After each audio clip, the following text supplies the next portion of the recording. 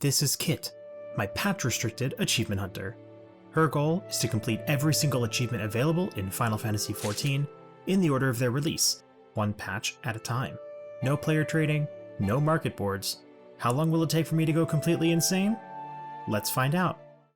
Grand, company, turn-ins. 3 of the worst words you can combine together for a fresh account. Besides maybe PvP, but that's a headache for another day. These take a significant amount of time to complete, as they are only available every 24 hours. I would like to get a head start and put MSQ on the back burner for a little bit. Unfortunately, most of the crafts that can be chosen are likely outside of the realm of feasibility given my current gear set for each crafter. So, I decided to focus a grind on leveling the crafters to make these turn-ins easier. This became a multi-hour, multi-day sidetrack that ended up taking a large portion of this video, so here we are. To quickly condense the first 6 hours of crafting and gathering for everyone, I complete the level 5 and 10 carpenter quests, the level 5 to 15 leatherworker quests alongside some gambling,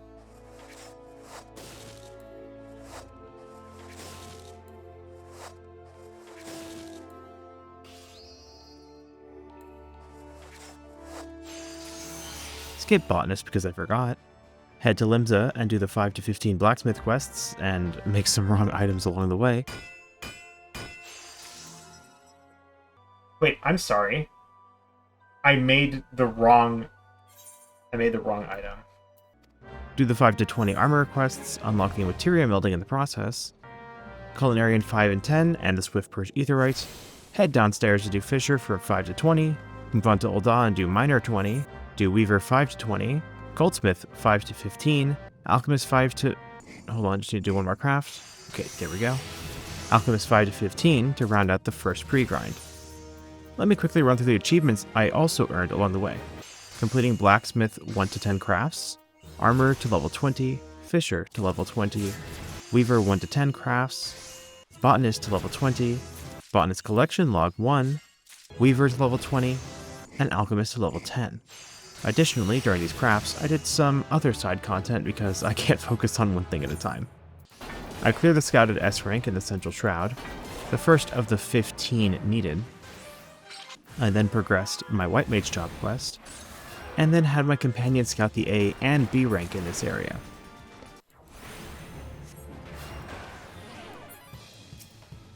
I traveled to Upper Lenosha to clear another achievement fate,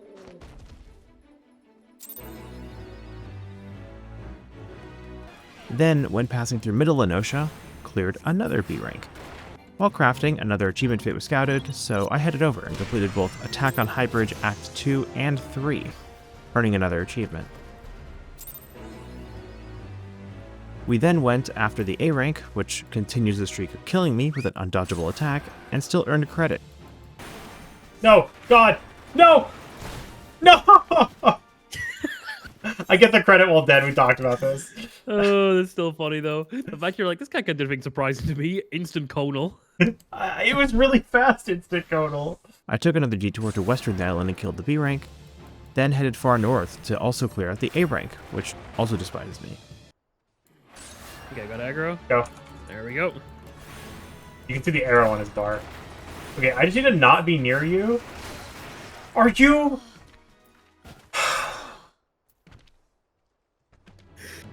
Oh, that's good. He chose you specifically as well. Well, there we go! Yay! Bring your A game I'm so tilted. I'm so tilted. Hey, at least you got it. At least you got it. I head to Outer Lenosha, receive an achievement for mapping, then take out the S rank that was scouted here, along with another death. Alright. I hit go. You hit? Okay. Yes, go. What the fuck? Are you dead? Why'd you aim it at me? I tune to the Aetheryte here, then tackle the A rank in the mines. That was it. No! That's incredible. I hate these mobs! I return to the South Shroud to turn in the White Mage job quest. Returning to grinding, I got another gathering achievement and slay the Eastern Thanalin B rank. After all of that mayhem, and 6 hours later for an originally expected 1 hour maximum grind, I do all my crafting turn-ins, receiving tons of experience, seals, and even a couple achievements for reaching level 20 on my crafters.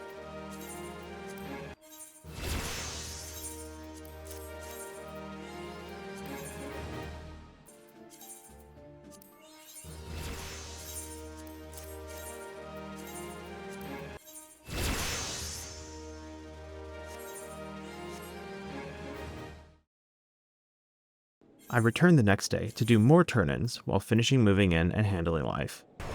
While collecting enemy parts, I get the Crush 3 achievement for killing 1,000 enemies. Then, while traveling through the South Shroud, I come across another achievement fate. This set involves destroying these gates to get to the back of the hive. Then, once you make it back, a second fate begins, which involves slaying the boss as well as his pet turtle, granting the achievement. This fate can have a couple variations, but this is the one I got that gave me the achievement. Then, I do some gathering at Upper Lenosha and have some absolutely terrible luck.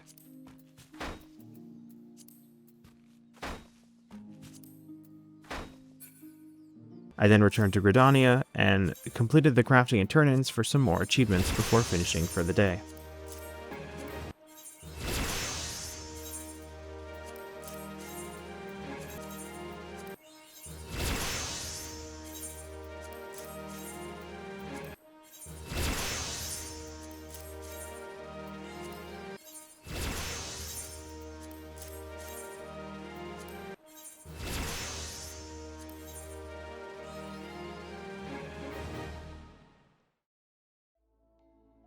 I log in again the next day, similar as the first, and still get sidetracked for 4 hours. I do have some things I would like to address about grind companies as this grind starts. In the background here, I'll still be showing the quests and the progression through them. First of all, there are 3 grind companies. Shocking, I know. Maelstrom, Twin Adder, and Immortal Flames. Each of these have the same set of achievements, but slightly altered to match. For example, the Enlist achievement for Twin Adder is Snake Bitten, whereas the exact same achievement for Immortal Flames is Light My Fire. There is no fundamental difference between these in execution, so I should do all of them, right? Well, in order to change grind companies once one has been chosen, there are a couple of requirements that need to be met. First, I would need to be a second lieutenant in my company, which requires a ton of work, but it's grindable, so not really a huge deal. Second, changing to a new grind company would set my rank to the lowest, Private 3rd class, so I would have to do the seal grind again to leave it, and would require more grinding since I likely won't have access to turn-ins. Third, I would need 50,000 gil for each change after the first, also grindable. The issue comes when I unlock PvP in patch 2.3 with Frontlines. Originally, it would be unlocked in 2.1 with the Fold, but that does not exist anymore, and that version of the mode available is Crystalline Conflict, which didn't release until 6.1. So I'm electing to delay those achievements until 6.1 so that I don't earn those later achievements this early on. For PvP with each company, you gain standing with them for each game you play up to rank 50. I am not making rank 50 mandatory for progression, but I will be making rank 30 mandatory to proceed to the next patch for a similar reason to the other achievements I've restricted. To keep the content interesting to watch and fun to make, rather than slamming my head against a wall to do PvP for 50 hours. These achievements will still be grinded towards, as Frontlines and later Crystalline Conflict lock a lot of achievements behind doing them a lot. Once I do decide to change companies, then the achievements become retroactively mandatory.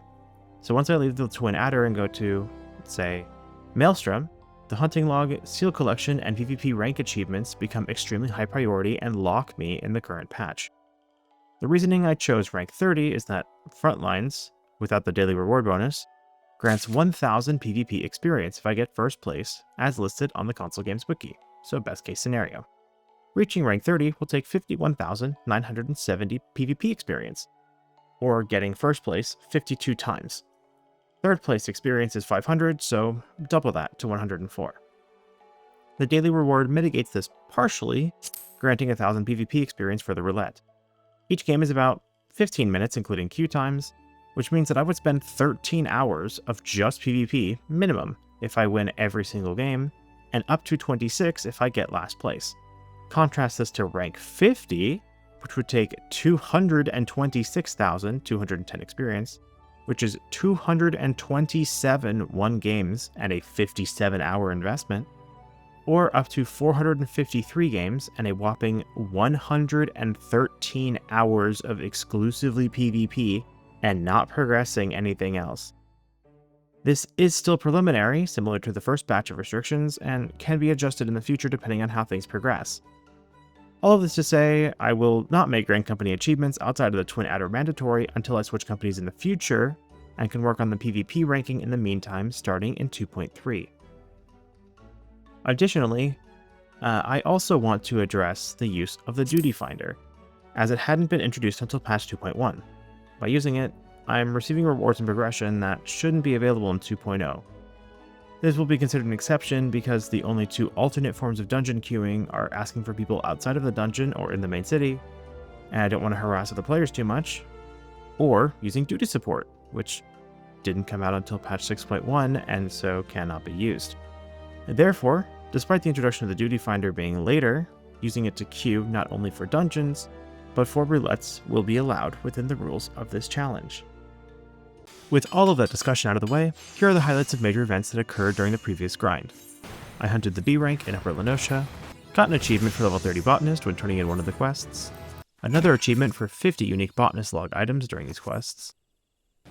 I mapped Southern Thanalin while gathering items, attuned to the little Alamigo Aetheryte, found a cactus with a haircut that was clearly intentional, attuned to the Forgotten Springs Aetheryte, and crafted 50 high-quality armor items.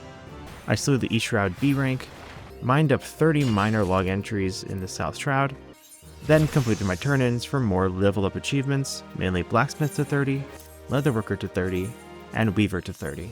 After the grueling 10 hours of crafting and gathering for turn-ins, I wanted to return to the MSQ on a job under level 40. So I picked up Archer and worked on the hunting log in tandem with the first quest, reaching level 10 before even returning to the city to turn it in.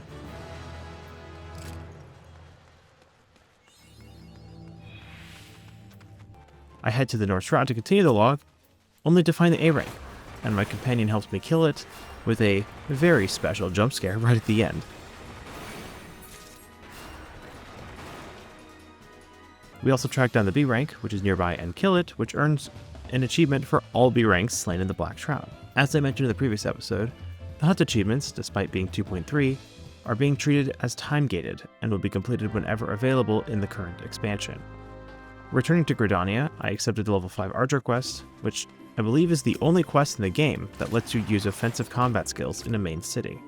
I then spent 10 minutes in the North Shroud hunting enemies for this quest, 16 in total. I returned to the guild, talked to another person, then had to hunt 16 more creatures alongside hunting log targets. What unique game design.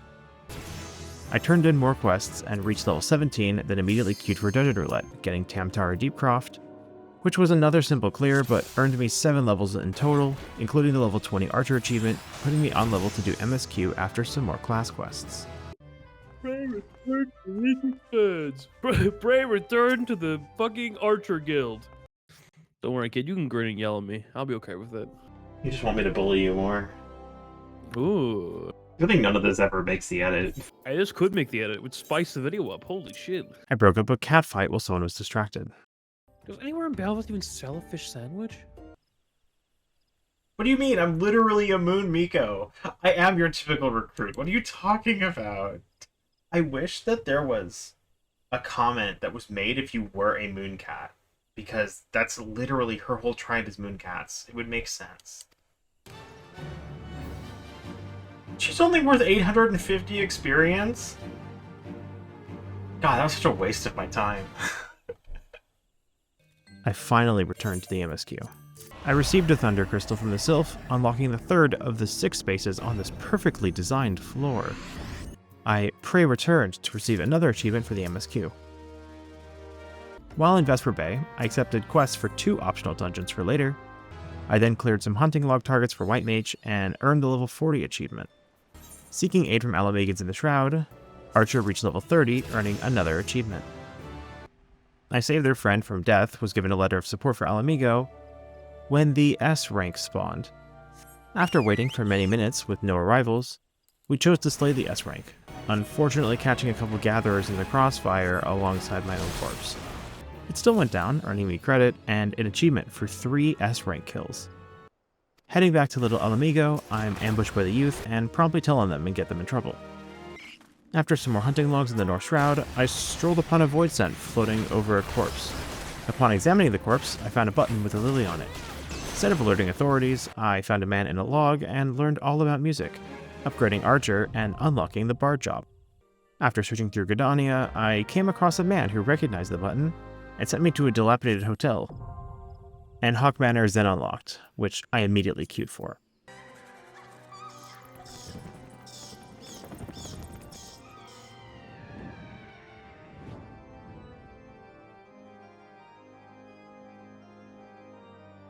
The main gimmick of this dungeon is the tiny keys, which are laying on the floor throughout the mansion.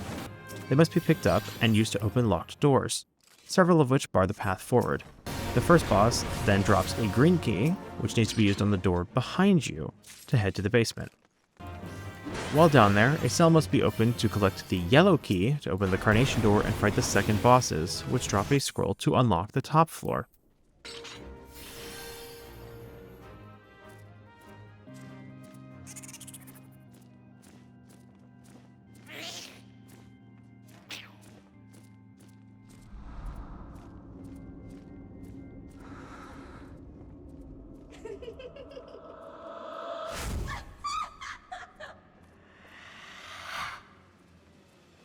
The lady of the house quickly fell, reaching level 40 on Marauder.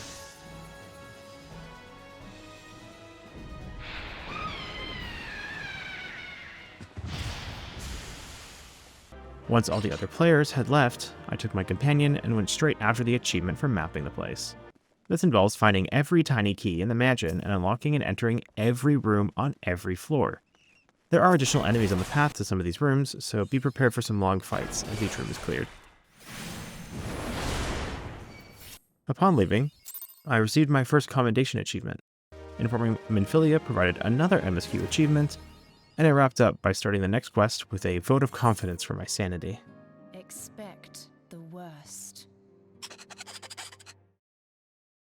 This episode has been the most lucrative for progress so far, with 45 new achievements and 255 points added to the total, though this number is not accurate for just 2.0. The 3 hits achievements, worth 15 points, are 2.3 achievements, and the commendation for 0 points is from 2.1. So these count as progress towards those patches, one being for time-gated resources, and the other for being outside of my control. This brings the 2.0 total to 91 achievements completed and 590 points earned. This pace has been very smooth, being at 18.7% completion of 2.0 achievements, and I hope to retain this pace for most of the remainder of the expansion. On the contrary, other time-gated resources, mainly leave quests, have been sitting unused for some time, and I want to focus a bit more on them in the near future. They cap at 100 and are passively earned at 6 allowances per day. I need to complete 540 unique lev quests before I can move on, and so these should be handled before my crafters and gatherers get too high, so these will be the primary focus for the next episode. See you guys in the next one.